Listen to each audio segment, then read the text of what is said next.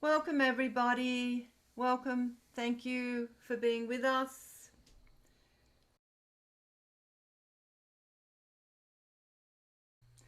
So who are the Ascended Masters? They are often called the Brotherhood of Light and the Sisterhood of the Rose. And they are a group of many councils of ascended light beings. There's many of them, over 1,000. Some of these masters have lived on the earth as humans, but not all of them. Some of them have never incarnated on the earth. These beautiful beings of light come to assist the earth and humanity in its ascension process. But not all the masters assist the earth and humanity, only those who have this as their service come to assist the earth and humanity. Many of the other masters work with other beings in other dimensions, on other star systems or planets. The ones that work with us on the earth have actually mastered the physical realms in a form of matter to ascend in light, and they are aligned and unified more deeply with the consciousness of all that is. And they have much to teach us. In the ascension process, these masters sit at different levels of unification within their being.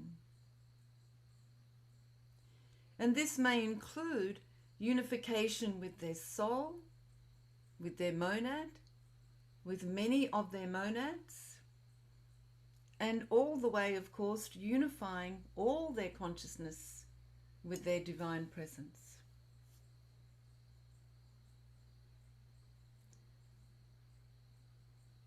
As each master will tell you, ascension is an evolutionary process of the soul, which is unifying all its consciousness back to source in oneness. So this includes all its soul extensions, all that the soul extension has created, all incarnations the soul extension has created, all aspects or shadows. Of course, all the souls in the monad and all their aspects, all their shadows, all their soul extensions, all of these need to be unified all the way back to presence.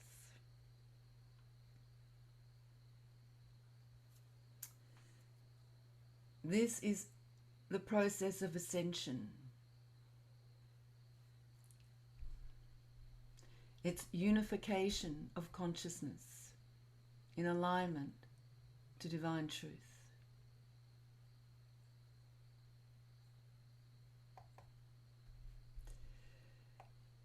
The Ascended Masters, who have come in service to humanity and or Mother Earth, often speak to humanity through many physical channels that are on the earth today. They also connect with many of us through our dreams, our meditations, through our writings, through our drawings, through sound, through music, and through art. There are many ways they connect with us.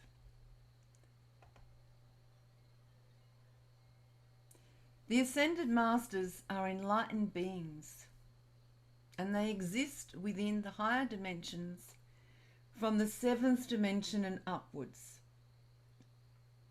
So they exist from the 7th dimension and up or into higher vibrations of frequency beyond the 7th dimension.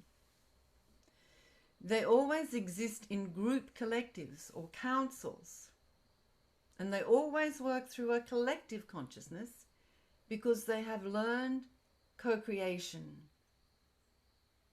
And this collective consciousness over the last 2 centuries has been referred to as the Great White Lodge, because many humans have seen it as sort of this big white sort of temple.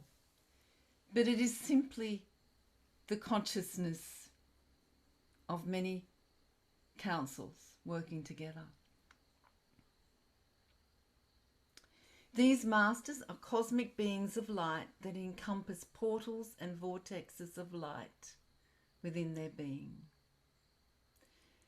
The frequencies of their being are of a much higher nature than those of the earth realms, particularly in the 3rd dimension. And they move freely through the higher dimensions of light, depending on the councils they work on and their particular service role in this universe. Because as they move through their ascension process, they have service roles. They're here to offer service. And as I said, it's not just to the earth or to humanity. You may feel more aligned to work with certain ascended masters because they are aligned with your soul group or the councils of light that your soul works with. And often you will find that there is an ascended master on one of those councils. And you are often guided to work with these masters because they hold specific keys of wisdom for you, and they bring these to you at certain times in your evolution to assist you on your soul's ascension path. There's always a reason for a master connecting with you. Our minds and our egos often call to masters, but a master will step forward to you when it is time and when you need that connection. Many of the ascended masters who will connect with you are already on your ascension council. Every soul has an ascension council, which holds 12 enlightened beings that come from different dimensions and realms. And they guide all the soul and all its creations, including you and I, on their ascension process. This council supports and guides you on your path and connects with you in between incarnations in the physical form of matter to help you align to your soul's divine plan, the divine plan for your soul,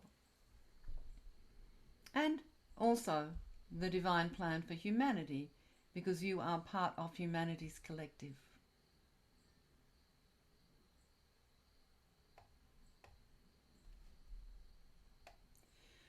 When you connect with an ascended master, you will experience their divine vibrational energy if you open your heart and mind.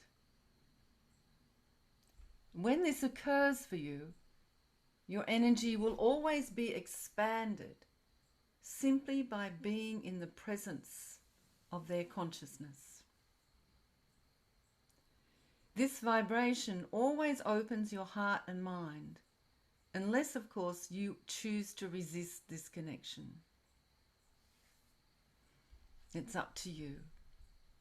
No master is going to make you open your connection. You need to choose it.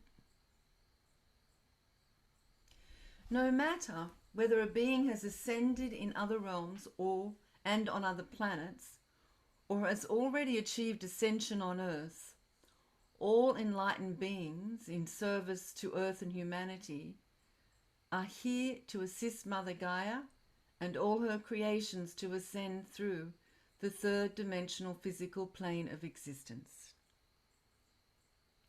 Why is Mother Gaia so important? Mother Gaia is an ascended being herself. She's a hugely powerful creative being.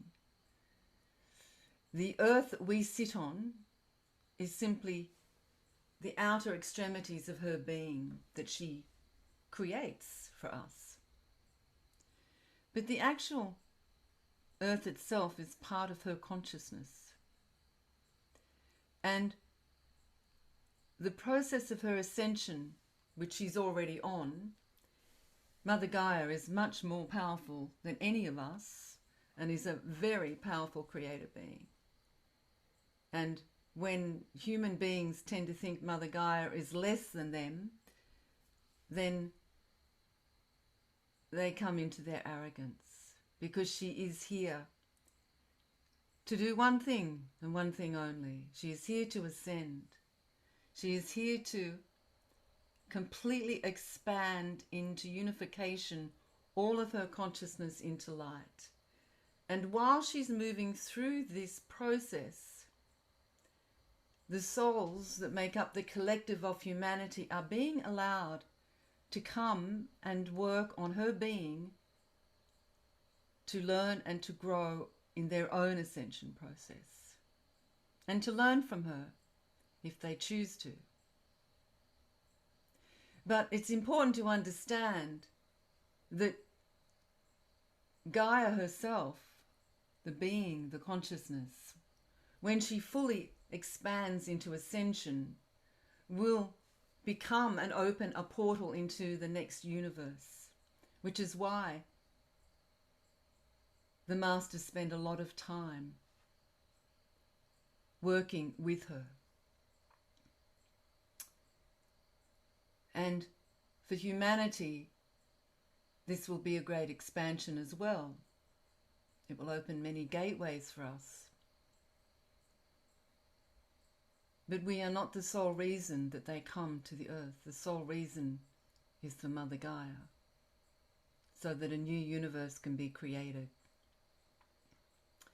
We're being given an opportunity to grow and expand through her consciousness.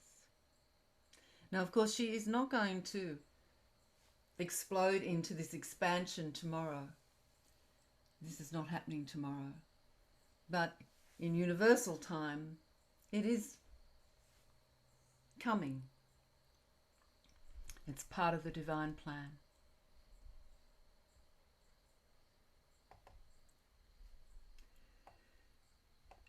Coming back to the masters, we use the names of the ascended masters. They're given names, they're given images, which we'll show you soon, symbols, mantras and codes, or even mandalas that are connected to them.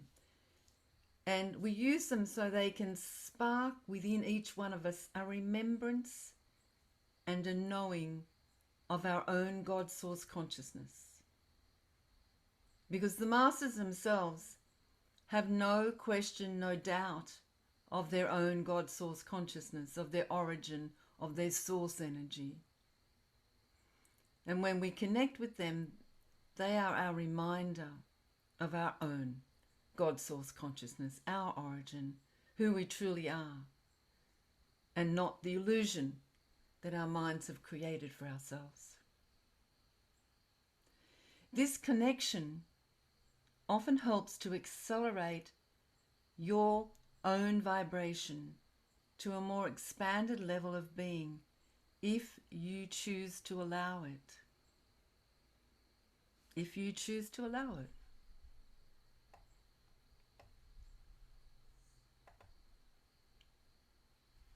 Now, I have worked with the Ascended Masters since 1998.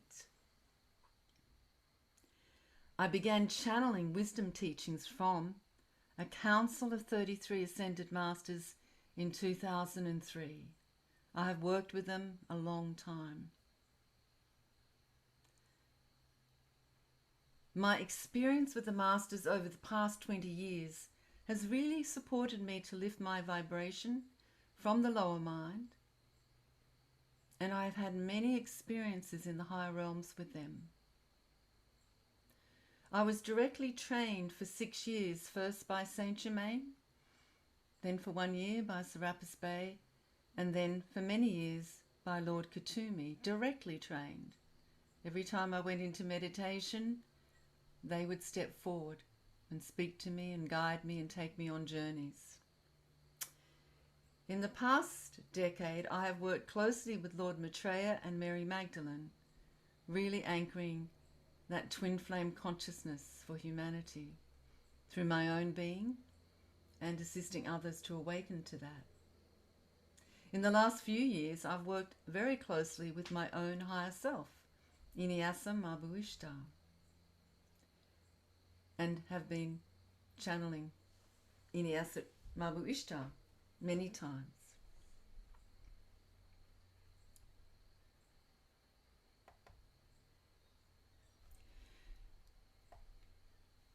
I was connected with a council of 33 enlightened masters when I first began to channel them in 2003. And it is these same masters that we still work with today. And it was these same masters that guided me to create the Mentors of Love and Wisdom. These 33 masters include Lady Mary, Kuan Yin, Serapis Bey, Ala Gobi, Lady Nada, Lord Kuthumi, Lord Maitreya, Melchizedek, Saint Germain, Lady Portia, the Magdalene, Lady Isis, Dwjhal Khul, Babaji, Lady Sarah, Venus Kumara, Sanat Kumara, Lord Ashtar, Lord Dwjhal, Metatron, Lord Sananda, Lanto, Morya, Lady Ishtar, Lord Buddha, the Master Thoth, Lady Lilith, and the Elohim Isaiah, the Elohim Yenea, Archangel Michael, Raphael, Zadkiel, and Uriel. Now, I have channeled every one of these masters except for the Elohim and the archangels, although I have channeled Archangel Michael and braided with him, but not the others. And during all of these years, I have had to be braided 3 times with every single one of these masters, which means I've had to be energetically connected to them through the back of my neck, going down my Kundalini as I've channeled them. So I've channeled each of them at least 3 times, but I've channeled all of them a lot more. And I'm probably one of the few channels on the planet that has actually channeled such a large council.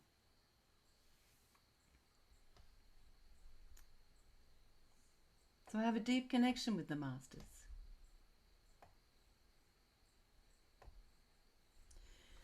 Now, while I'm going to show you some photos, or not photos, drawings of the masters, because many people have drawn the faces of the masters, I want to say to you that in all this time, I have never seen the Ascended Masters holding a physical form or a human body.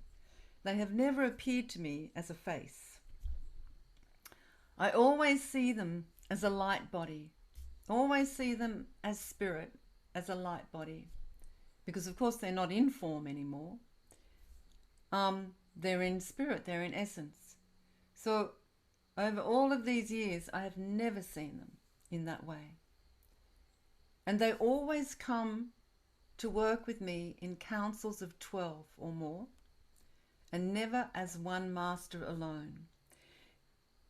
Even though I am channeling one master, there will always be at least 12 present. And there will be one master that speaks through me or speaks to me, but there will always be at least 12 around me, holding the space, holding the energy. And they always work together in co-creation. So whatever one master is speaking is coming from all of them in unity, never in separation, sharing as a council. Now, they don't mind us connecting with them as a face or as a human self because it helps us to relate to them. And for many people to see them in their light essence, it's very difficult for them to relate to. And also in masculine or feminine form, because it's so much easier for us to connect with them when we see them in this way. But an ascended being is not masculine or feminine. But sometimes, well, not sometimes, a lot of the time they hold specific gifts of the masculine twin flame consciousness or the feminine twin flame consciousness. And they will bring these gifts to us. But they are never masculine or feminine. There is no gender with a being that has stepped out of physical form. They no longer hold gender. But it's much easier for us and our minds to relate to them when we see them portrayed with these feminine names or masculine names, and also in their images of a feminine or masculine. And there's nothing wrong with that.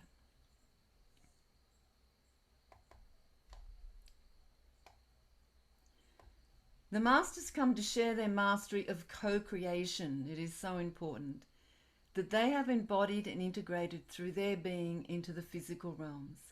They have co-created completely with Source Essence, with their own soul, with the shadows, with their personalities, with the souls in their monads. They have completely learned to co-create together. They do not, as some suggest, there are groups that suggest that the masters take your power away or come to control you. Now, I can only talk through my 20 years of experience, and at no time has my power ever been taken away, and at no time have I been controlled by the masters. I have always been treated as one with them, never separate or less. Many times I'm sitting on the council with them, equal to them. The masters have shared so much wisdom and consciousness with me that I have shared with everyone that I can, and they have supported me to grow and evolve, and I'm always, always, always in deep gratitude to them. I have never been asked or expected to surrender my will to their will. I have always been given choice in everything. In every guidance I've done, guidance for the courses I'm writing, guidance for whether I channel or whether I don't channel, I've always been given choice. I have never had my choice taken away. Always been given choice. And that choice has always been supported completely. Doesn't mean I haven't had challenges come to me, and it doesn't mean I haven't had to learn many things on my journey. Each master holds specific gifts, wisdom, and mastery that they have embodied on their own journey. And they have received that wisdom, received that knowledge, that mastery, and they come to share it. And this is what's so important for all of us to understand. We are here to receive wisdom, to receive learning, to receive that love, so we can share it. And the Master's an embodiment of that. They simply come to share this wisdom with each one of us when we are in need of learning it on our journey, so we can enlighten and grow.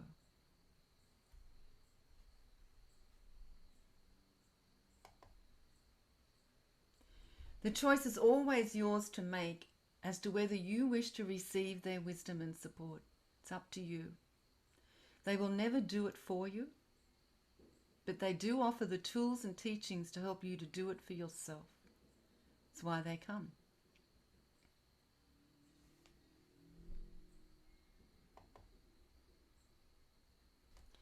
So to connect with the Masters, it's really important that you learn to open your heart and mind to receive, to be receptive. It's really important that you let go all your expectations. It's really important you learn to sit in stillness. You cannot connect with the masters through your mind. I see many people try and channel the masters through their mind. And I read channels where people say, oh, this is the master that has given us this. There's no frequency. It's simply mind talk. It's not a master talk, it's a mind talk. So it's so important that you have no expectations. You know how to sit in stillness, that you are open and you are not using your ego to try and project the masters. Then you can call to the Council of 33 because they are part of the mentors of love and wisdom. You can call to your Ascension Council, or you can call for one specific master to come and to support you in some way. Now, each of you have been given a master. And when you call for that master, a council of 12 will come. So you're not just talking to one, you will be supported by 12. And when they come, all you need to do is to state what you need support with in your life. You know, when you ask the right question, you'll always get the answer. But if you ask the wrong question, like, give me a message, then, you know, we hear this all the time. Oh, can you just give me a message for me, you know? But ask a question. What do you want to know? What do you need to have guidance for? Be specific. Always be specific with spirit. When you generalize or when you're just in your head or your ego with spirit, spirit won't answer you. You won't get the answer because you're not asking the question. Learn to ask the question you need to ask, and then an answer will always come. But how it comes may not be what your mind or your ego expects. So when you need help with a specific issue, call to the master who holds these gifts. The master who can actually help you with whatever it is that you need help with. Sit in stillness and tell them what it is that's troubling you. Then let go all your expectations of what the answer should be and what you want it to be, and simply be observant as to what begins to unfold in your life in the next few days or the next week. Let go how you want the help to come. Don't try and control it, because the masters will always give you the answer that is in your highest potential, which is often not the answer your ego wants to hear. And our minds often make up the answers and say, oh, the master's told us this and the master's told us that. And then we wonder why we don't have grace with whatever it is that we've been given. And it's because it's been the mind that's told you that, not the masters.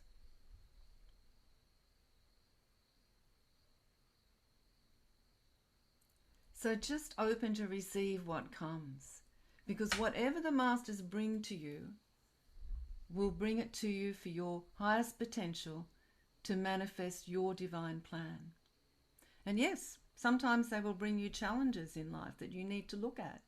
Sometimes they will bring your karma that you haven't resolved that you need to look at. And your ego won't want to look at that, because how could the masters possibly bring me that? I ask this question and they bring me karma, or they bring me a challenge. But that's the answer, because there's something in that for you to work with. Other times they bring you grace, or they bring you abundance, and you're so caught in your story you don't see the grace, you don't see the abundance, and you think you haven't had an answer. Well, they come and wrap you in their love, and you're so caught in your story or your expectation you can't feel it. You're so caught in your human ego you can't feel their love because you're not open to receive. Your heart and mind is shut down. If you close your heart and mind, then Doesn't matter what they bring to you, you won't receive it. Be conscious of what you're creating in your field.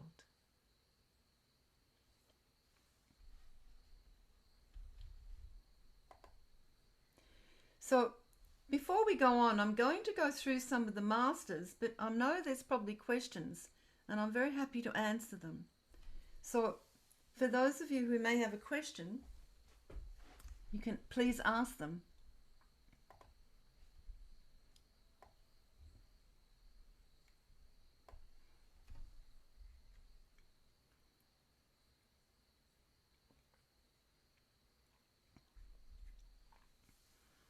No one has a question. Well, that's good.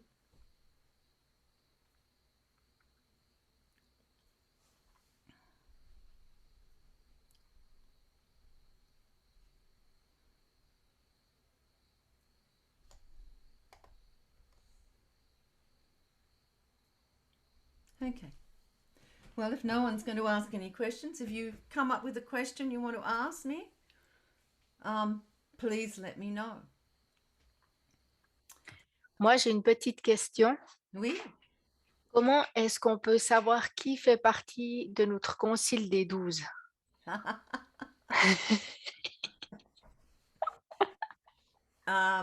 Joelle's just asking us, how do we find out who is on our Council of 12, on our Ascension Council? I'll answer her in French and then I'll answer all of you in English. Alexis, you'll just have to wait till I speak the English. Joël, c'est une bonne question. Hein? Merci. Tu sais pas, tu peux pas savoir tous les 12. Tu peux demander, et je suis certain que tu savoir déjà quelques-uns, mais c'est pas possible de savoir tout le temps tous les 12, parce que vous faites cette connexion quand vous êtes mourir dans cette incarnation et vous passez avant la prochaine incarnation. And so it's important. Actually, I can speak in English because then Muriel can translate. I forgot. Sorry. So, je parle en anglais, comme ça Muriel peut traduire pour toi.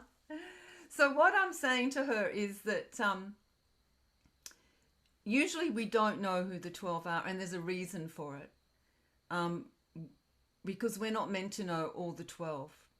And often at times on our journey, we don't work with all the 12 in a particular incarnation. We only work with, they're there, but we only work with a few, because they're the ones that hold the gifts for this incarnation.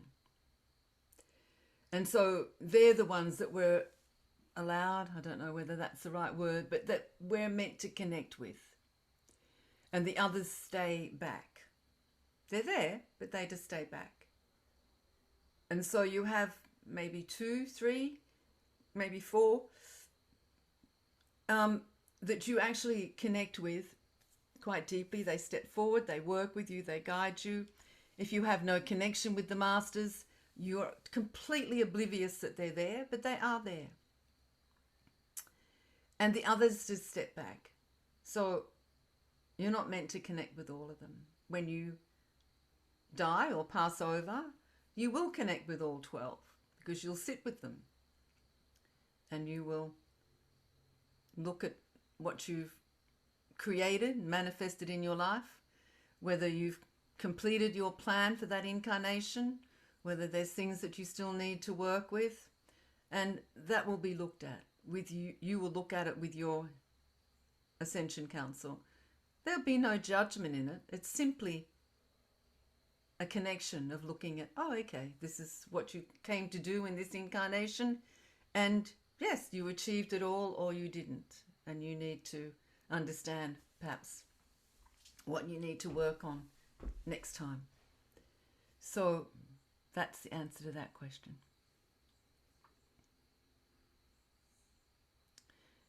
And as we go through these masters, you might get a bit of an understanding of, perhaps even if you don't realize it, that one of these masters is guiding you very deeply. You have been assigned a master in the mentors, so you could probably accept that that master is definitely on your Ascension Council. So that would be something that would be a given. Delphine, you have a question? Toujours dans ce concile qui nous accompagne, est-ce que les maîtres ascensionnés qui nous accompagnent pour le chemin de lumière, pour OTC, font partie de ce concile? Yes, often they are. I'll speak in English because Muriel will translate. Yes, often they are on your council. Not always. There'll be one at least that will be on your council, but often all three are on your council. Yeah. And many students discover... Merci. Je t'en prie.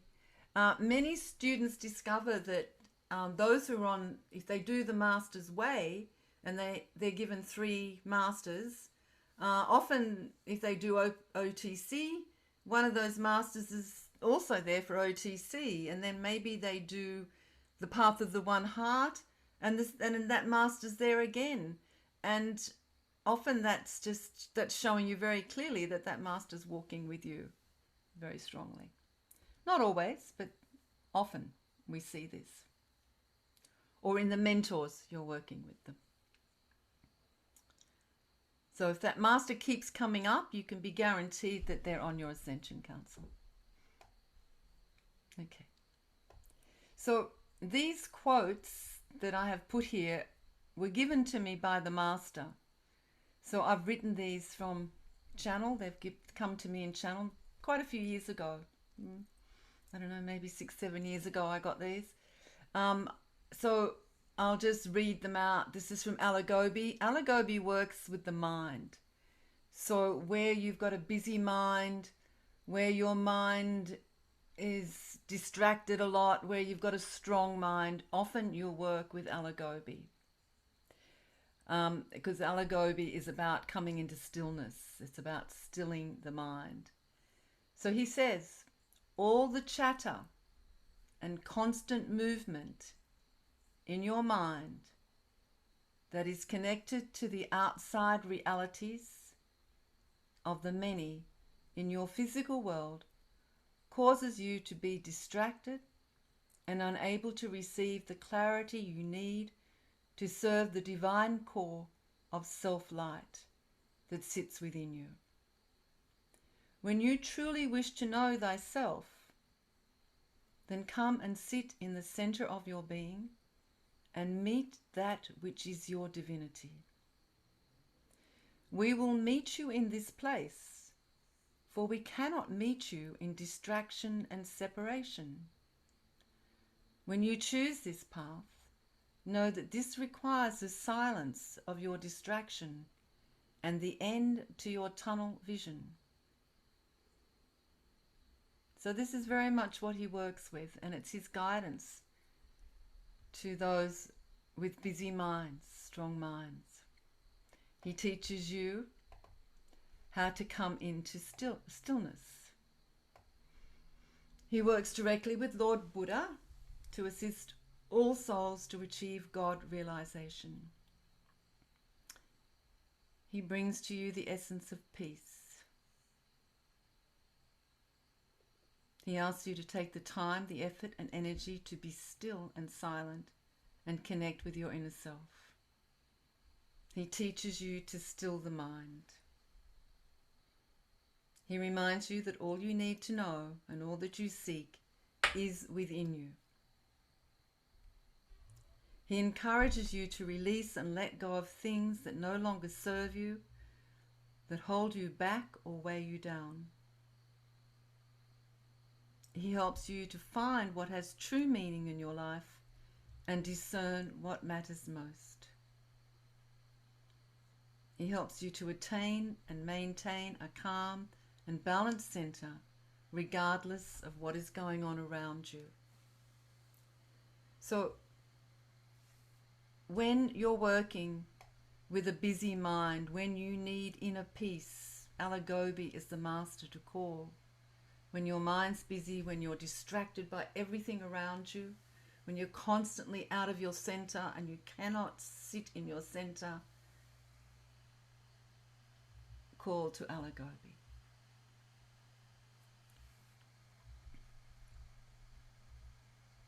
And allow yourself to be still.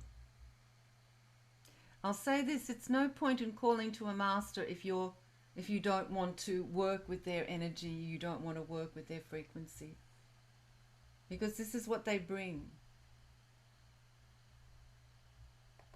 This is what their focus is. Now Lord Ashtar, and some of you are connected to the Ashtar command, is all about divine service, because this is the whole reason for the Ashtar command. And Lord Ashtar says, there is none greater than to serve the divine light that resides in the core of all sentient beings in this universe. We come to bring peace and harmony to all those who are ready and open to receive this. And we also come to share knowledge and wisdom with all the races of the universe who wish to grow and learn. Blessed be all beings. Now the Ashtar command is a group of intergalactic beings led by Lord Ashtar that serves all sentient beings in the universe. And they serve the divine light that resides in the core of each one of us. They don't serve our egos. They don't serve our personalities. They don't serve our shadows. They serve our divine light. And they love to work with those beings that really, truly want to grow and learn. He holds the temple of service. He serves the light. He rarely comes to guide souls on the earth personally. So if you've ever had a connection with Lord Ashtar, it's a very rare experience, because he very rarely steps forward himself and connects with human consciousness. But when he does, he will always remind you of the service that you are here to give to humanity. And he will always tell you to put your prejudice down, your judgments, your resistance, and simply choose to shine your light with an open heart, and to hold the sacred space for all to grow and evolve to their highest potential. He asks you to do this in loving service, and to let go your resistance to offering this gift from your heart and soul.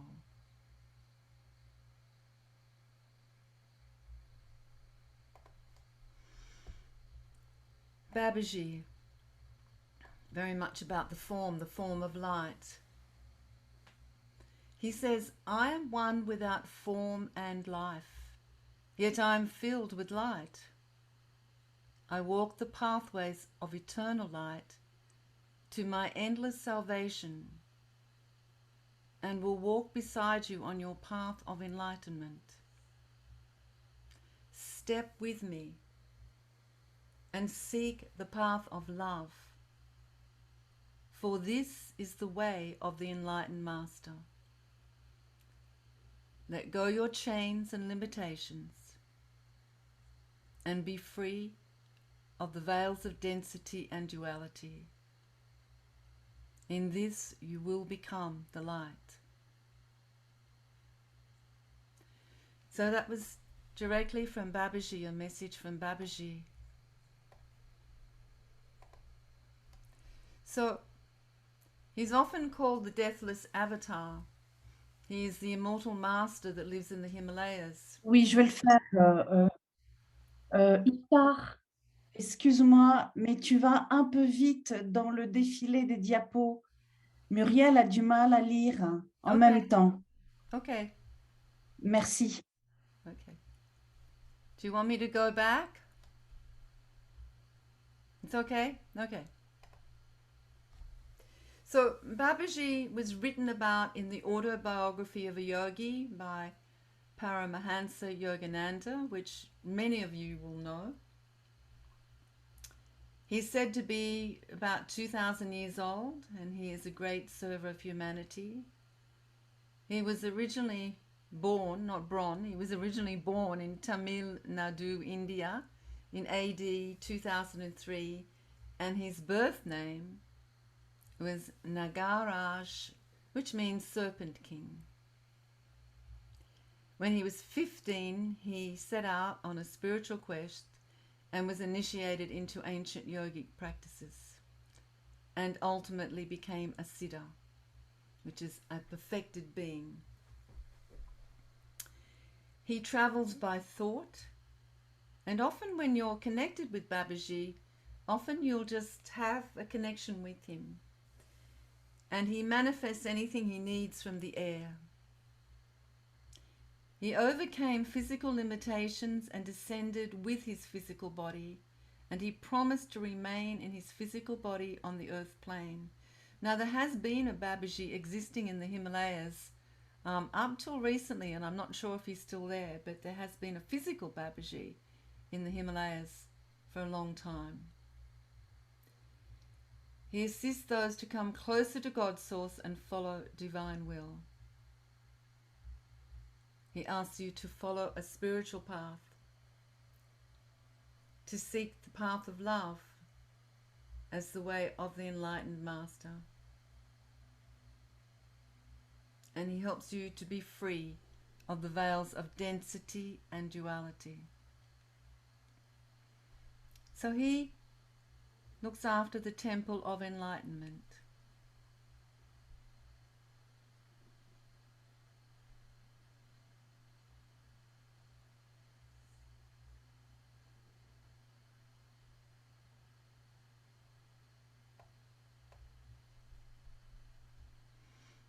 We're moving to Dwjhal now, and Dwjhal is the bringer of new wisdom. So this is what Dwjhal says. I am the keeper of the wisdoms and hold the key to unlock the doorway to new unfoldments of mysteries. I will open your eyes and assist you to see more clearly the path upon which you tread. I will assist you to understand the divine heart and your connection in oneness to that which is within it. I am the light and the way. Now, Dwjhal is not one to be channeled very often. I channeled him last full moon, which was a very rare appearance for Dwjhal. Very few people channel Dwjhal. He was taught by Lord Kuthumi, and he was one of the Tibetans. There were 3 Tibetans, Saint Germain, Kuthumi and Dwjhal. And they were fostered or looked after by Madame Blavatsky in the late 19th century, and she wrote about them in the Mahatma letters. Some years later, Dwjhal was channeled by Alice Bailey, as well as Saint Germain and Kuthumi. So we're talking about the 1800s, the late 1800s, the early 1900s. He was an original devotee of Lord Buddha, because if you remember, Lord Buddha, where he grew up in his hometown, where he was the prince, and he developed his religion. He had devotees then, and then they had to leave because his uncle drove them out and down to southern India. But Dwjhal was with Buddha at the time, Siddhartha. In other incarnations, he was Confucius. He was a Tibetan Lama in the Himalayas, and he was also Caspar one of the three wise men that was at the birth of Jeshua the Nazarene. He ascended during his sixth incarnation on the earth realm, that means in his sixth incarnation of the physical body, in the 1900s. So he holds the temple of the inner wisdom. So he brings new wisdom. He assists you to come into your own wisdom. He helps you to share the wisdom that comes to you. And he works very closely with Lord Kuthumi to anchor the consciousness of unconditional love.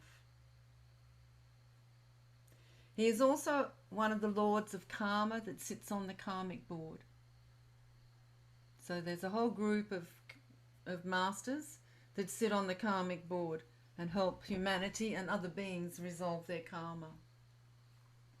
So I'm not going to read out everything because we'll be here for a long time. So don't worry about it, our translators. I'll just translate what I'm saying. I can share this with everyone. They can come back to it. The next master is El Moira. I haven't got a channel for him, but he is the temple of divine will. Beautiful, powerful master. And he really helps you to understand your will. And he teaches you that there is a higher potential if you follow the will of your presence, the divine will. So he teaches you to really come into humility and to really listen to what your divine presence is guiding you to. He also helps you to understand what right action really is in the world. On the earth, he was Abraham from the Old Testament. He was the wise man Melchior, who was also at the birth of Jeshua the Nazarene. He was Arthur, King of the Britons, it's been written about. He was Thomas Becket, Thomas More, Akbar, a Mogul emperor. And of course, his last incarnation was El Moira Khan, the most renowned of the Tibetan Mahatmas. Apparently, he originally came from Mercury, and he is the director of all esoteric schools in the universe. Very powerful being. You'll find El Moira is very direct, very powerful. There's no sort of fuzziness about El Moira, very clear. Hilarion is the temple of reconnection.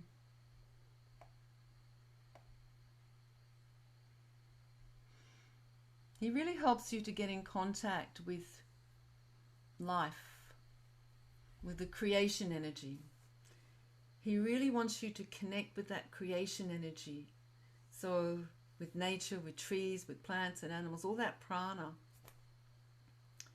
And so that we come to understand that we are one with all things. We are not separate.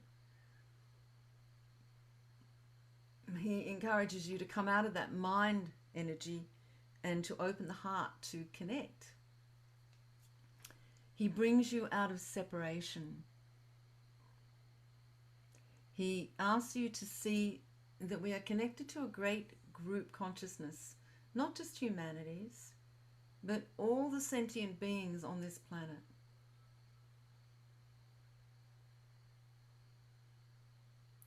He asks you to have an open mind so you can receive new ideas. Takes you on a journey of discovery so you can embrace the new. He is connected to the Temple of Truth and is one of the keepers of universal law. He represents the highest galactic confederation of our solar system in Saturn, and his service to humanity is to assist the dawning of the new age for humanity, which is opening up now. And we have 2000 2,500 years to go. So really understanding that we are seeding the new age now. He was Paul the Apostle in a previous incarnation on the earth, and he works with Archangel Raphael.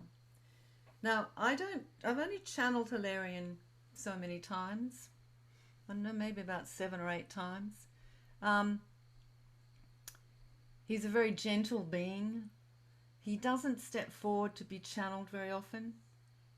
He will come to you with a very gentle connection, but he will really try to open the heart to really come out of separation, to be connected with life all around you, with the creation energy all around you, because that's where you find potential.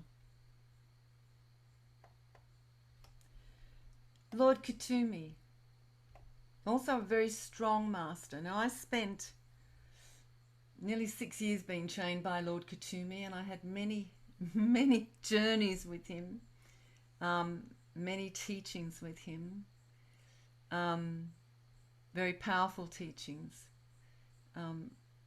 where he took me on many journeys. And yeah, I have a really strong connection to Lord Kuthumi. He really is there to help the lower mind really open up to receive unconditional love and to understand unconditional love. So here's what he says. I come to assist those on the higher path of light to focus on that which they are and to keep the flame alive and burning brightly within them. There is naught to do but to focus and be disciplined in what one wishes within one's heart. To see the path of God and to follow this golden light all the way unto the end. This does not seem so hard, but many find it intolerable. I am the one that comes to hold you firm and to teach you the nuances of light. So that is what he brings to you. And he comes to many beings. Lord Kuthumi, particularly spiritual seekers and aspirants, when you're doing your initiations, he will often come to support you because he really wants us to have that experience. So he's the cosmic teacher, and he governs the temple of love and wisdom. So he teaches love and wisdom. He teaches you not to chase knowledge for its own sake, but for the good of all. He also, when you work with him, he really teaches you to open your mind beyond what your concepts and your beliefs are, to let go of your attachments. Service is very important for him. He also teaches you to love yourself, come into acceptance of self. His last incarnation on the earth was as a Punjabi in India in the 19th century who was called Sardar Thakur Singh Sandawali.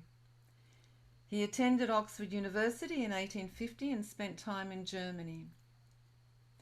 Now, he was one of the Tibetans with Madame Blavatsky from the Theosophical Society. She met him in India and began to promote his teachings with others in North America.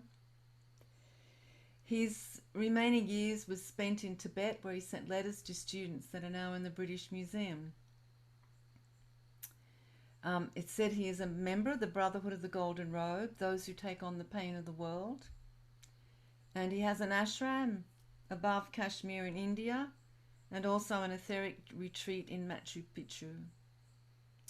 He was Pythagoras in Egypt. He brought in sacred geometry and the music of the spheres. He was the wise man Balthasar at Jeshua the Nazarene's birth. He was the Shah Jahan and also St. Francis of Assisi in his past lives on the earth. So you can see that a lot of our masters on our council have all had incarnations on the earth.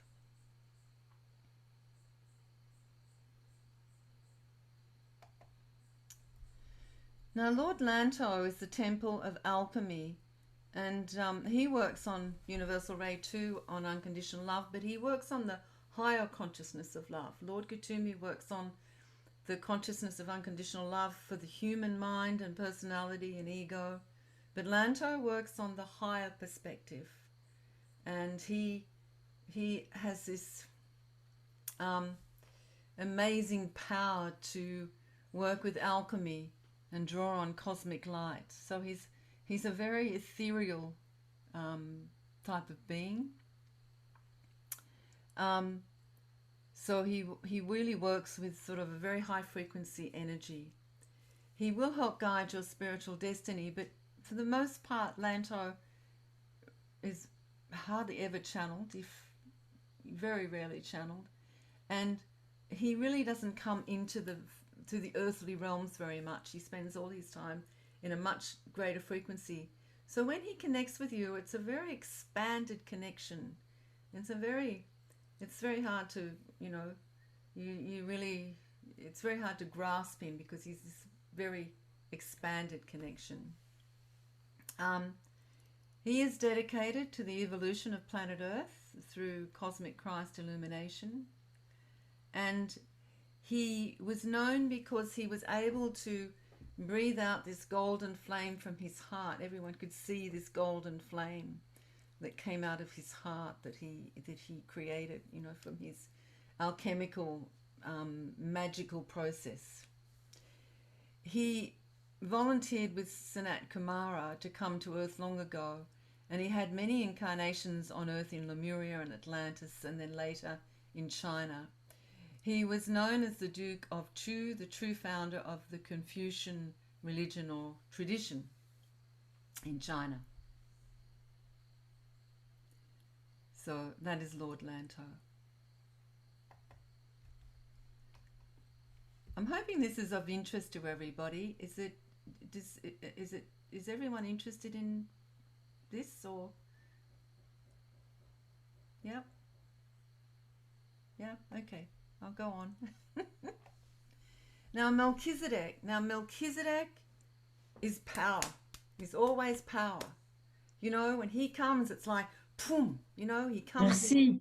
in. Thank you. When he comes in, it's like Lanto is this very ethereal energy, very big, but in the cosmos. When Melchizedek comes in and he stands next to you, he's got this rod of power, and you can feel it moving through you, moving through the earth. So he's a very powerful being. When you call Melchizedek in, you need to be prepared for that, because he doesn't do anything by halves. It's very strong. He says, this is what he said to me, I am the realms of the highest and sit on the right hand of God, Goddess. I bring to you the light of all that is, to assuage your souls and spirit, and to assist you to be that which you are. I am the Lord of discipline and the Lord Most High. I bring to you the frequencies of the God Essence, that which you are. Lift yourselves, beloveds, and be one with the light. So he's constantly asking us to lift ourselves out of our egos, out of our minds, out of our distractions, out of our personalities. He wants us to get out of all of that and really come into the realization of our truth, which of course is what we're all struggling with. And he is the Lord of discipline. So when you work with Melchizedek, he'll be there, You need to be really working with him in this way.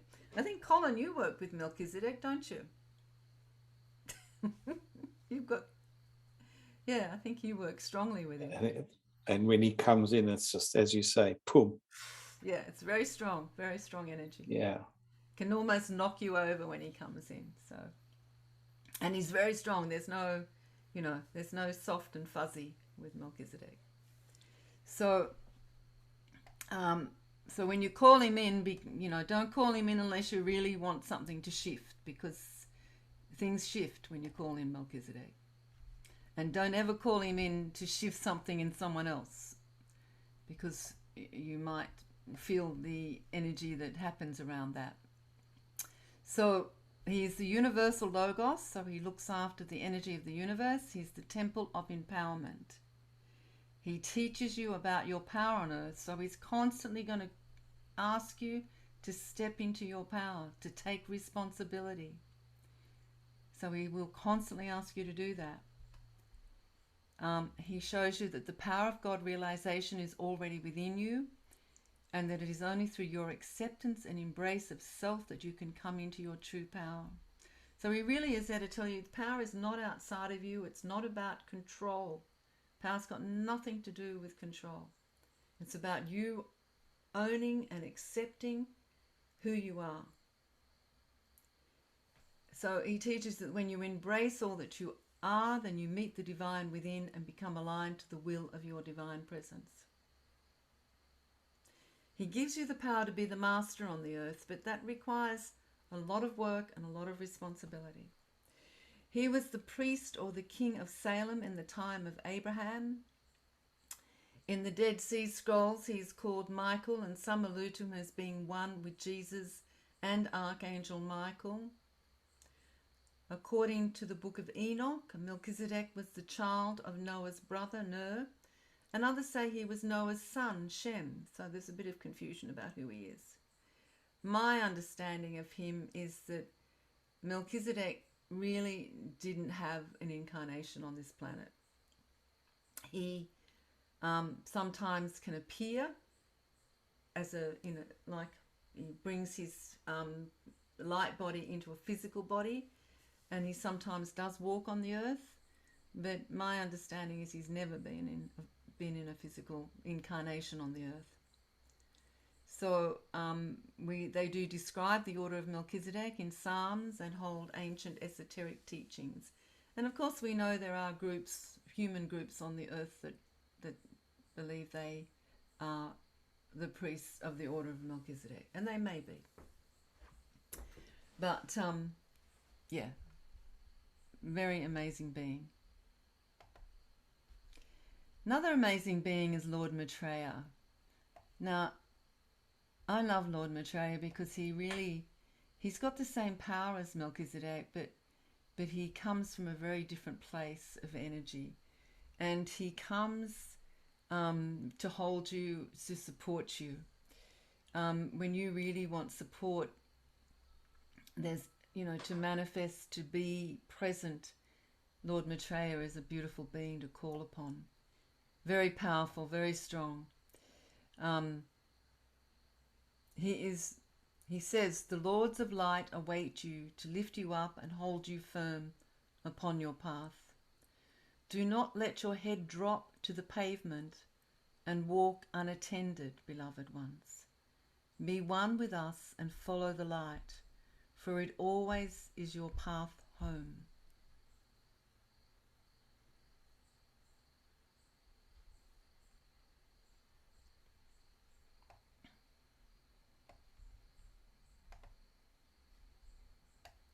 So he is the planetary Logos and the office of the Christ. Now the Christ is the God essence. It's not talking about Jesus Christ, it's the God essence. So he holds the office of the God essence for humanity, and he looks after this planet. He is the head of the spiritual hierarchy for this area in the universe. He is thought to be the higher aspect of Jeshua the Nazarene and Sananda, Lord Sananda. In Buddhism, Maitreya is the future Buddha who will be reborn in a period of decline to renew the doctrine of Buddha. It is said he is a bodhisattva, one who has refused entry to nirvana through his desire to help others. Now, when I work with the masters, they've all could be said to have refused entry to nirvana because they're all on their path of ascension, and they have actually, they've chosen a path of service because they really want to. They're still evolving, so yeah, they could go and sit in what's called nirvana, if there is a nirvana, but they're here growing and evolving like us, but they're just in this very high frequency. They've ascended their being, so they've accepted unity. They've accepted unification and co-creation. But they're still evolving. And they're in service, because service is a path of evolution. Maitreya first began in India around the 3rd century. His following, began in India around the 3rd century, then it spread to China, Korea and Japan. Many scholars believe he was a monk named, and I can't pronounce it, Suramati, who showed compassion and kindness to others, although others call him Hoti, a Tang dynasty monk known for giving candy to children. It has been prophesied that 4,000 to 5,000 years after Buddha left his physical body, Maitreya will reappear on the earth in human form. So, he has appeared in human form. He's often been sighted on the planet. Well, not often, but he has been sighted, not for a long time, as a tall man of about nearly 7 foot high, wearing a white suit and a white hat. And he was sighted over many decades in the last century. So I don't know whether anyone's seen him more recently, but he was sort of around. Even the 1980s he was sighted, sort of, I think, in America and Europe, and then he would just disappear again. So he does sort of pop in and out, but he is the planetary logos. The masters very rarely manifest themselves into physical body, because it takes so much energy for them to do so, and it's not necessary. I asked them that question once, that's why I know the answer to it.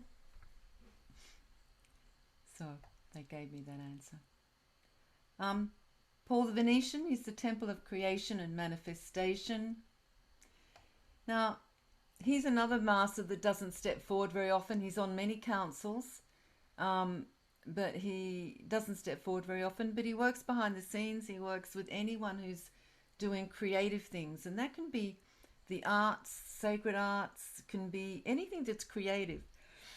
Any human being that's trying to discover the creation energy they hold, he works with them.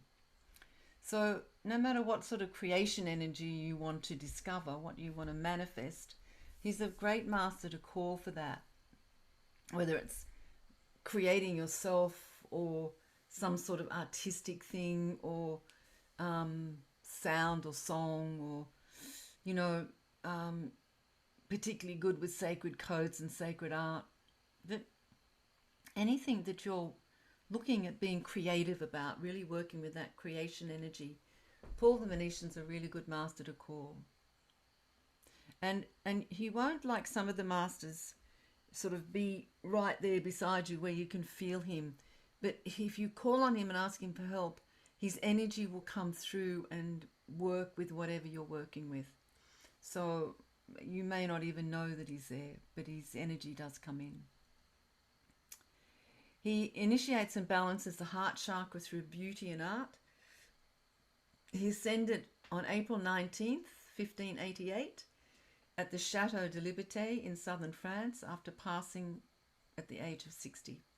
Now, that chateau is still in southern France, by the way, so it still sits there. It exists.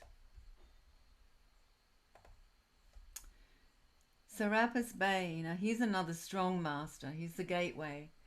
And I worked with him for a year. He was a little bit like Melchizedek and like El Moira, very direct, very, you know, this is the way you need to walk. He's very much that strong teacher.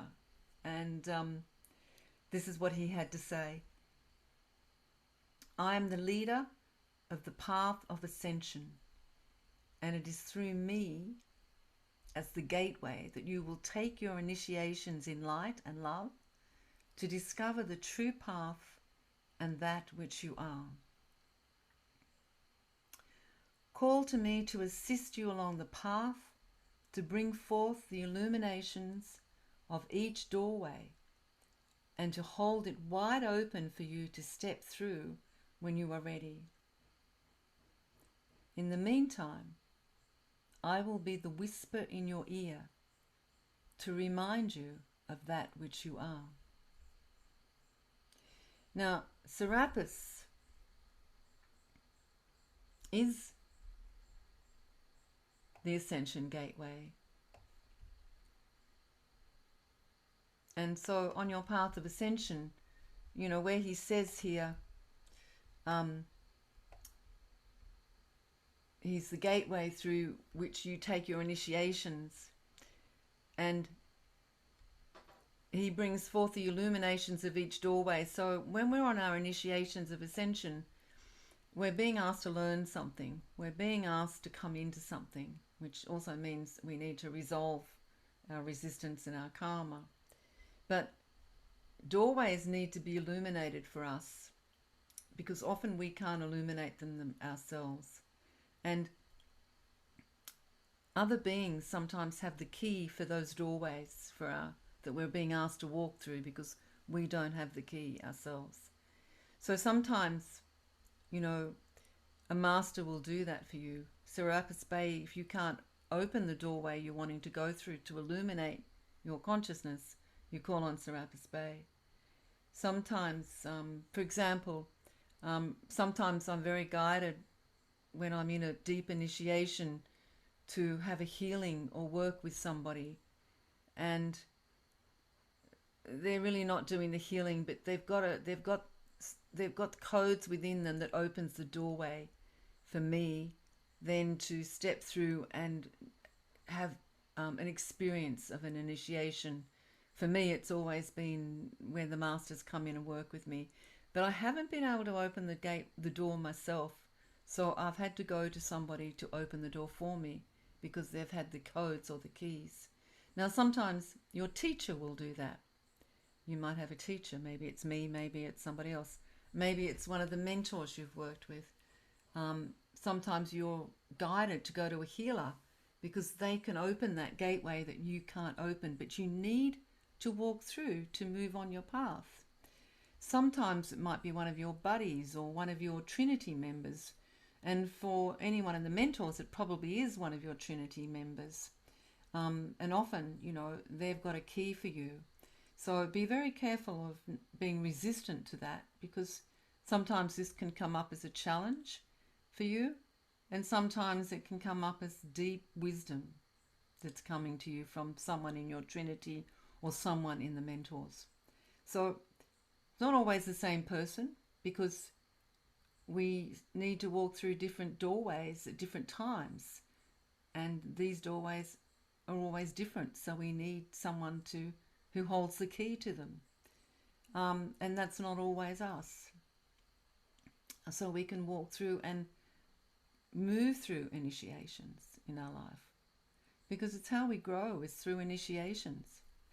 So Serapis Bey is a good one to call when you're getting stuck and you can't open the doorway to the next initiation that you're being asked to walk on. He's also the head of all mystery schools in the universe, by the way. He assists souls to open to the greater mystery of life and to expand within their own heart. Now, he has an ascension seat in Luxor in Egypt that many people go to. It's well known. So it's a sort of gateway that he holds, because he was very connected to Egypt. Serapis Bey is well known for his work in Egypt. He holds open the temple doors on the etheric level as a great teacher of ascension on earth. And of course, he originally came from Venus and is the keeper of the white flame of Venus. So for any of you that are working with a higher self from Venus, you might have a deep connection to Serapis Bey.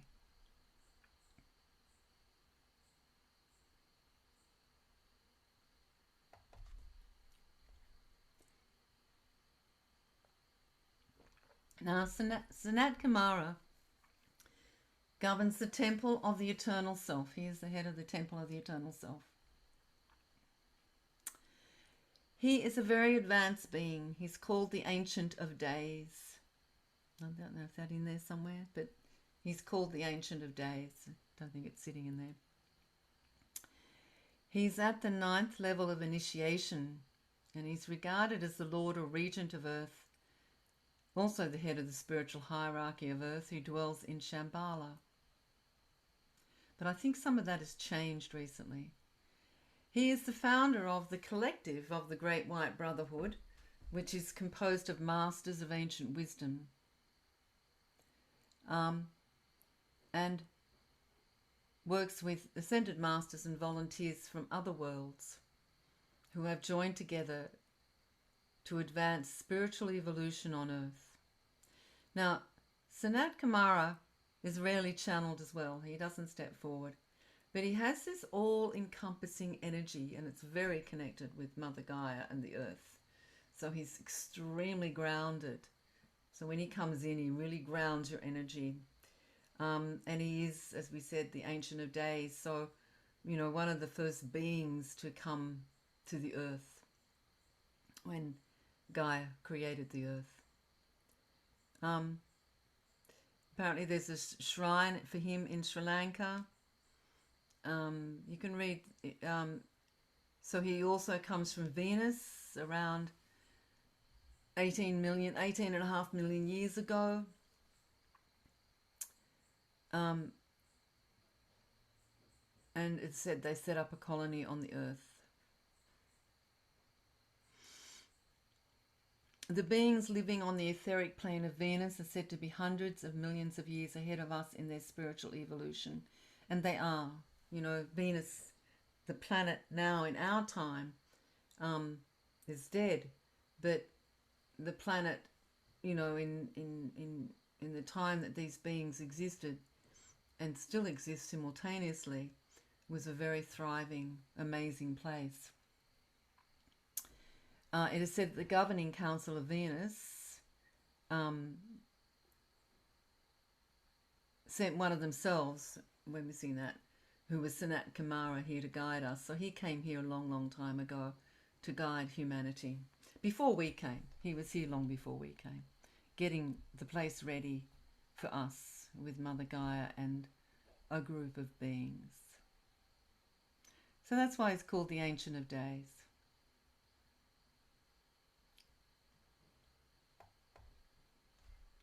Oh, we already have a Hilarion. We've done him. Lord Sananda. He's the temple of evolution because he looks after our evolution. He's the highest self of Jeshua the Nazarene. He is the spiritual mentor of humanity, and he assists our spiritual growth. He guides us to the alignment of our soul's highest spiritual evolution. And he constantly reminds us of our Christ itself, our God nature, that we are source. He comes to assist us that we are all one with the universe. So Lord Sananda, when he comes in, he really opens up your emotional body.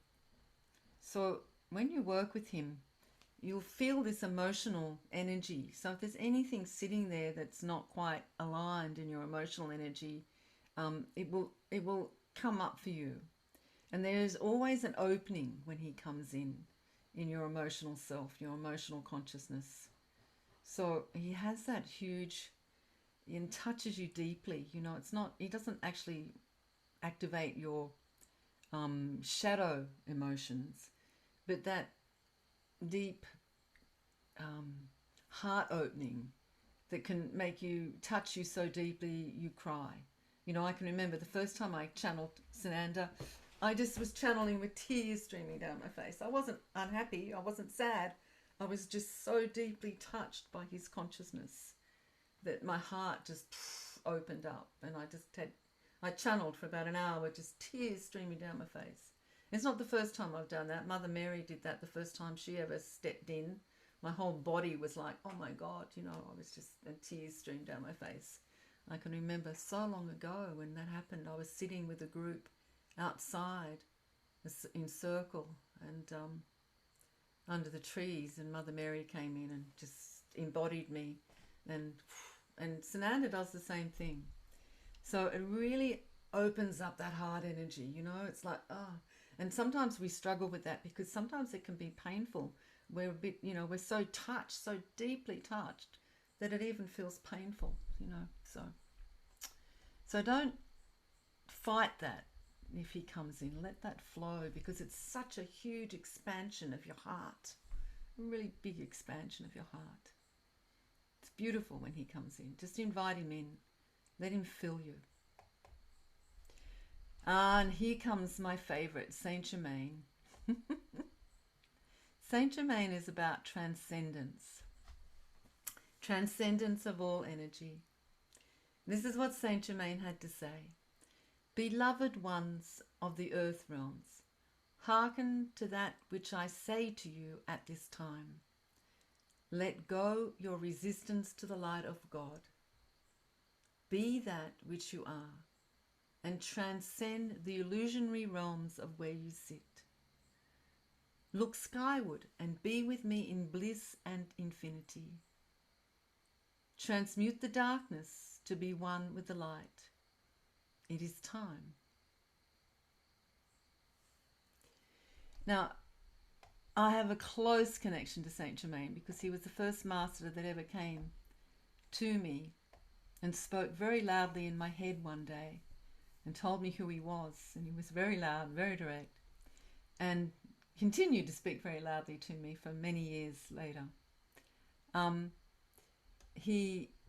His last life was as Count Saint Germain, or sometimes Count Radowski he's called, and it was in the 1700s, and he was called the Wonder Man of Europe. They say that he looked the same for 100 years. He spoke every language, but he spoke a lot of languages. He travelled by thought. He fed the poor. He worked for peace. He loved music. He loved food. He loved women. He loved dance. He loved life. He really loved life. But this was his last incarnation on the earth, and he took his body into light. He ascended, and he now works in service to humanity from the light realms. Now, he is a master that just loves humanity. He really loves humanity. He really wants to serve us. He really wants to help us in whatever way, and he has the best sense of humour. He's a very funny master. He'll make you laugh. He was known to be Francis Bacon. He was also a king of Atlantis, one of the kings. He was Samuel the prophet. He was Alban, a Roman soldier. He was known to be Merlin. He was Roger Bacon, and he was Christopher Columbus. Apparently he has a big connection with the United States. He never told me that, but I don't know, the Americans have claimed him. They reckon that he helped to write their constitution, or their what's it called, their Declaration of Independence. Yes. I don't know whether he did or not, but he's never talked to me about America. But the Americans have claimed him, and they love him as well. He was also a high priest of the Violet Flame Temple in Atlantis 13,000 years ago.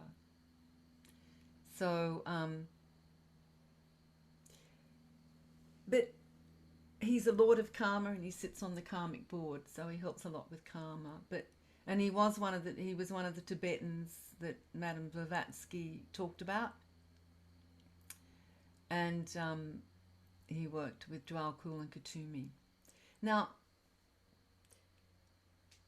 he works with alchemy, and it's not the alchemy of turning a stone into gold. It's the alchemy of transcendence of the human spirit. This is his power.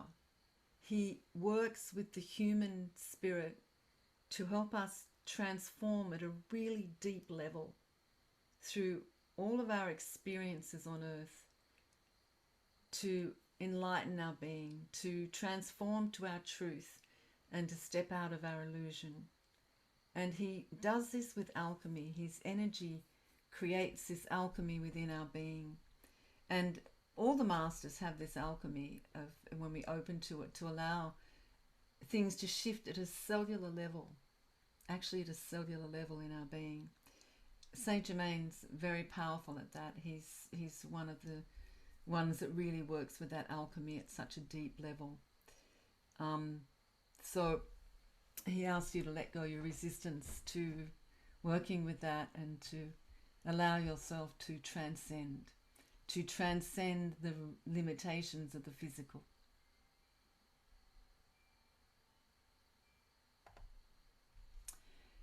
Metatron is sort of the head archangel, but also a high priest. He's mentioned in Judaism and also in Christianity. He's mentioned in the Bible. He's called the angel of life. He's the one that guards the tree of life. And it's said he writes down the records of what people do on the earth, as well as what happens in the heavens in the book of life, which is also known as the Akashic record. You know, he may and he may not. I don't have that connection with him in that way, but it's what it's said about him. He is traditionally considered to have been a human on earth before ascending to heaven as an angel. They believe that he was the prophet Enoch and wrote the book of Enoch. People sometimes ask him for their spiritual power and how to use it. But Metatron's a very big transformer of energy. So, you know, there's that Metatron's cube we can use, which is really powerful. Few people channel him. His energy and his frequency is very hard to hold. I have channeled him several times, but it's sort of really is, you feel like your whole container is going to explode, being your body, because he has a lot of high frequency energy.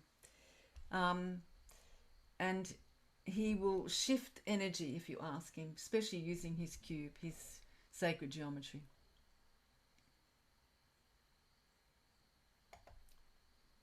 Now we're getting onto the feminine masters now. We're only going to talk about some of them, but we have Lady Nada, who holds the purity of the higher self. Now she is the director of the karmic board, so if you want some help to release your karma, she's the one you need to call on. You can call on Kuthumi and Saint Germain and Dwjhal, but Nada's the one you really need to call on. So because she is the director. So if you want absolution for your karma, if you want some help to let it go, ask her to come and support you when you're doing the divine decree, when you're in the heart temple, whenever you're working on your karma, call to Lady Nada. Very loving energy, but very strong feminine energy. It's not fluffy, it's very strong. She teaches you that intelligence requires the additional surrender to the Creator Self within us so that it may become wisdom.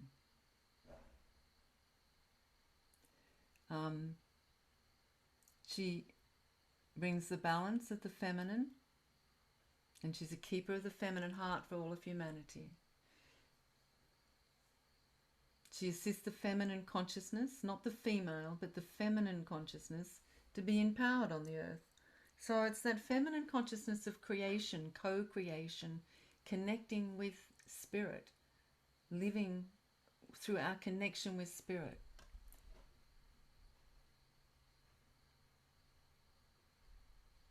So that's Lady Nada. Now Mother Mary, very gentle being. She supports and nourishes you. She's probably the essential or the quintessential caretaker for anyone who's a caretaker here, because she really knows how to hold the space. She's called Mother of the World because of her service to humanity. She's always ready to support and hold anyone seeking assistance. She holds, one of her tools is the blue cape of compassion and of course unconditional love. So, you know, if you've got stuff going on, before you go to sleep, call to her and ask for that blue cape of compassion to be wrapped around you. And you'll find yourself waking up the next day feeling very different. She's also a protector of children, all children. So if you have children, you can call on her. But she's a protector of all God's children, which is big children and little children. So, because all souls are God's children. In her past incarnation, she was the goddess Isis, and she instructed initiates in the mystery schools. You can call on her during pregnancy and the birthing of your children, but also the birthing of any project that you may have happening. So any project that you're doing. And in times of change and transformation, you can call on her to help you feel safe and protect you. So good time to call on her now. We're going through a lot of change and a lot of transformation, and there's a lot of resistance to that on the planet at the moment. So, you know, if you really want to feel held and supported through these changes that we're being asked to go through, it's a big initiation for humanity right now. And if you're struggling with that, call on her. When you go to sleep at night, ask for her blue cape to be wrapped around you. Lady Portia is a master that not many people connect with. It's interesting. Some of you may be very connected with her, but many people are not. She's sort of not talked about a lot. But she helps you to see your true beauty, and she actually brings that masculine and feminine heart into balance. So that masculine and feminine twin flame. She really teaches about that merging with the twin flame in yourself, so that you can activate that threefold flame of God consciousness. It's said that after thousands of years of service to life on the seventh ray of freedom, justice and mercy, Portia earned the title of Goddess of Justice and Goddess of Opportunity. She also serves on the Karmic Board, and she offers dispensations of karmic absolution for all that is held in separation between the feminine and the masculine hearts. Always working with that.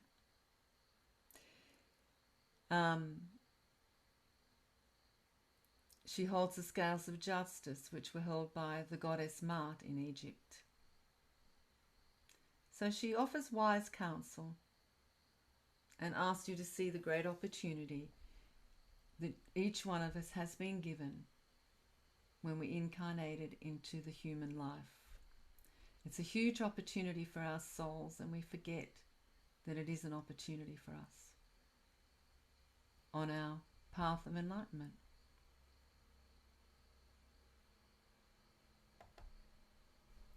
Now Kuan Yin, everyone knows Kuan Yin. She's all about emergence. She's the goddess and mother of compassion, and revered through Asia and the world. She is a beautiful expression of the Divine Mother, and is often seen riding on a dragon, holding all the elements of the dragon energy. So I haven't got her on the dragon there, but there's some images of her riding her dragon. She teaches you about the state of compassion, that she teaches you that it's not an emotion, it's not something you do, it's not an action, it's actually a vibration of consciousness. Compassion is a vibration of consciousness, and she will assist you to lift to that vibration. But to do so, you need to forgive, let go attachments and stories, and come into acceptance. So that's part of the process of moving into a higher consciousness called compassion. So she helps you to uplift your energy. So she's an important master for the mentors.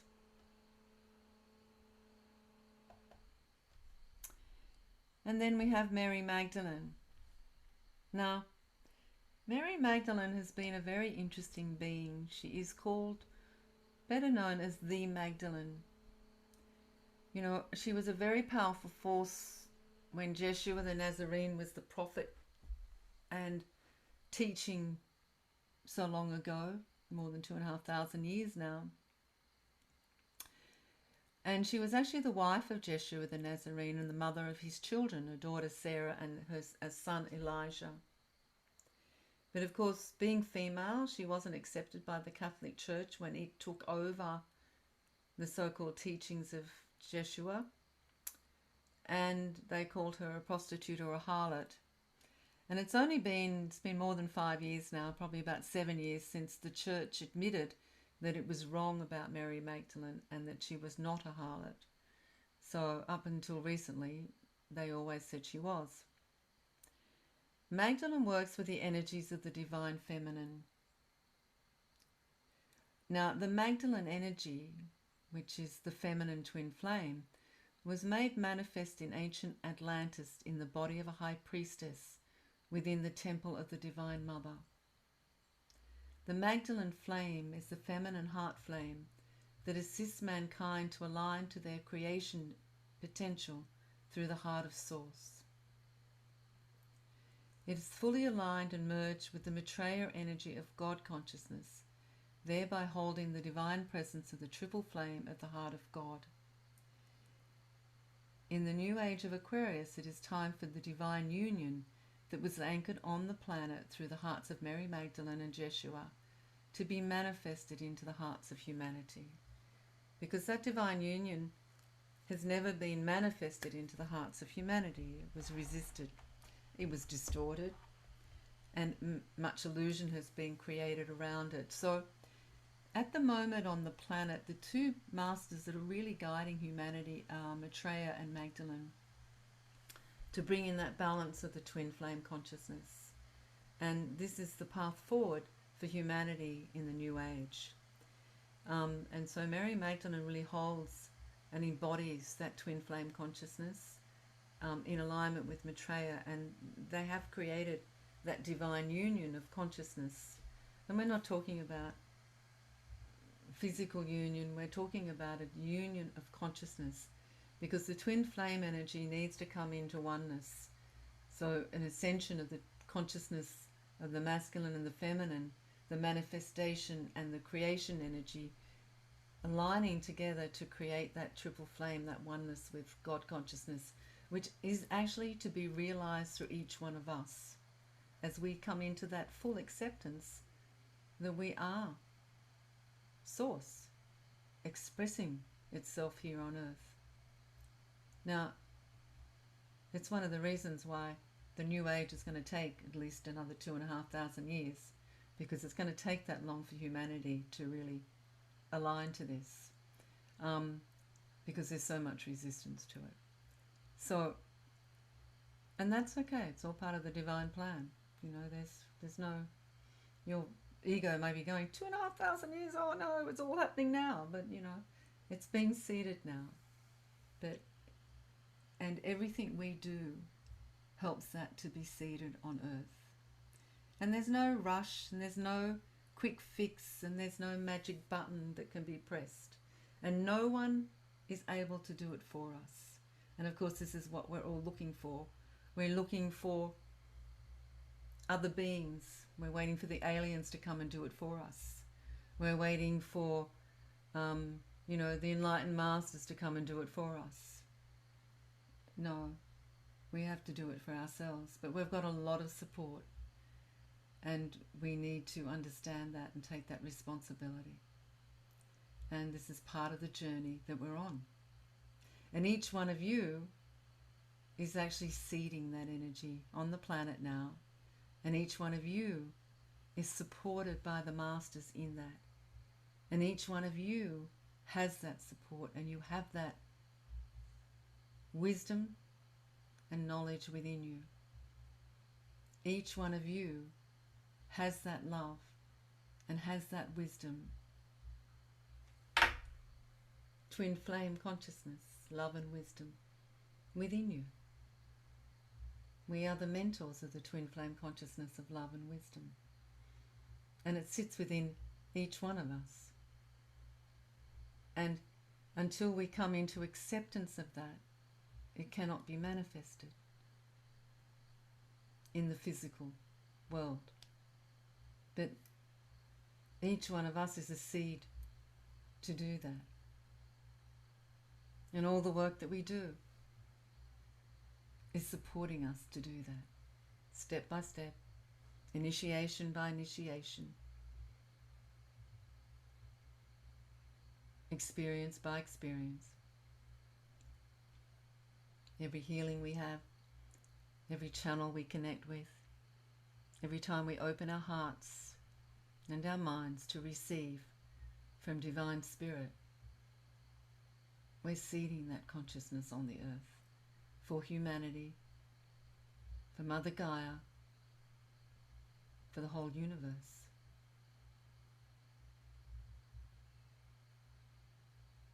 It's what you're all here to do. It's what we're co-creating together. You're not doing it alone.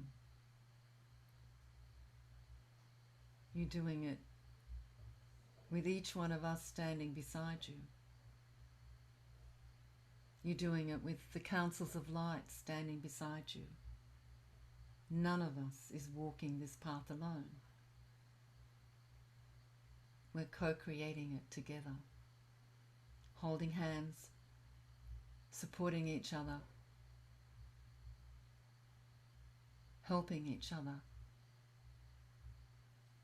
to be all that we have come to be, to really express the source consciousness here in the physical realms in the third dimension.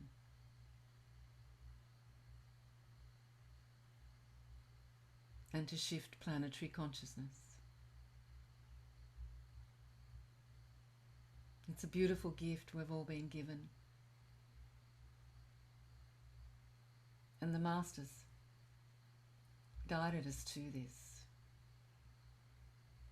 And as with all things, we can receive guidance, but it's up to us to open our hearts and minds to accept it,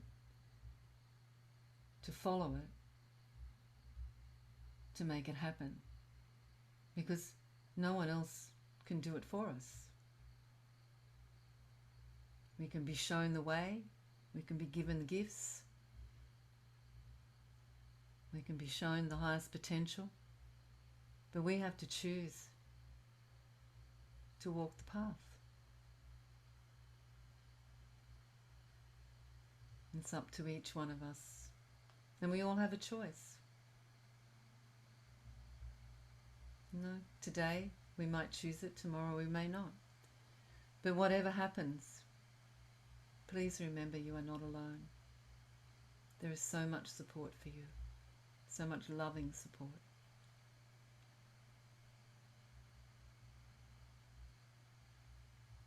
And this is the gift of the Masters. So call on them, work with them, connect with them, understand what they are, understand their gift to you, and understand the gift that each one of you are to each one of us. Each one of you is a gift to me, to Colin, to Gurudeva. I'm just looking at all of you. Joelle, Maxine, Gigi, Muriel, Harnal, Dinka, Elena, Valdemar, Delphine, Nancy, Ludmila, Heidi, Kathy, Christine, Zena, Robin, Sylvie, Ella, Julie, Naho, Robin, Godan, Joy, Valentino, Gerlene, Debbie, all of you, all amazing gifts to each other, all blessings, all working in councils of light together, in co-creation, anchoring your love and wisdom. I just want to thank each one of you, from my heart to yours, for your gifts that you share with me and the gifts that you share with each other. On behalf of the councils of the Masters, I want to thank you for listening to the guidance, for receiving it in your hearts, and for choosing to walk the steps. They rejoice. There's a lot of joy flowing through. Let it fill you now. And just close your eyes for a moment and just let yourself open your heart and just receive that joy, that love from the councils of light. Just open your hearts and your minds to receiving that. Just let it flood you.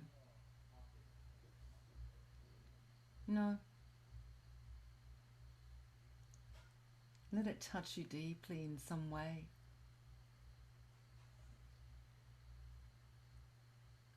To sit with it, knowing you're not alone, that you are very blessed, you are very loved, you are very held, and that you are Source. You are a part of Source, expressing itself on the earth right now.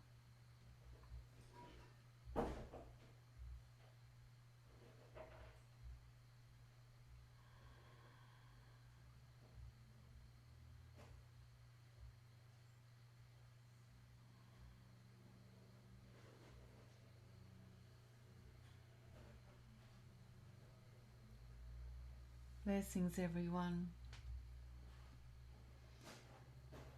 Thank you so much for spending this time with me today. It's been a lovely gift sharing my connection with the Masters.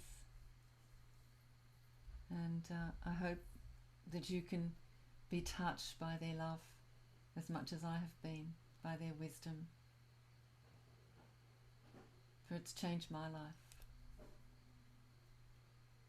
Thank you all so much for all that you do. I'm waving to all of you. Thank you, thank you, thank you. And this will be our last training until the new year. So thank you all for being with us. We'll be picking it up again in March. I'll send you a little schedule of the new trainings. So thank you for all that you do from your loving hearts.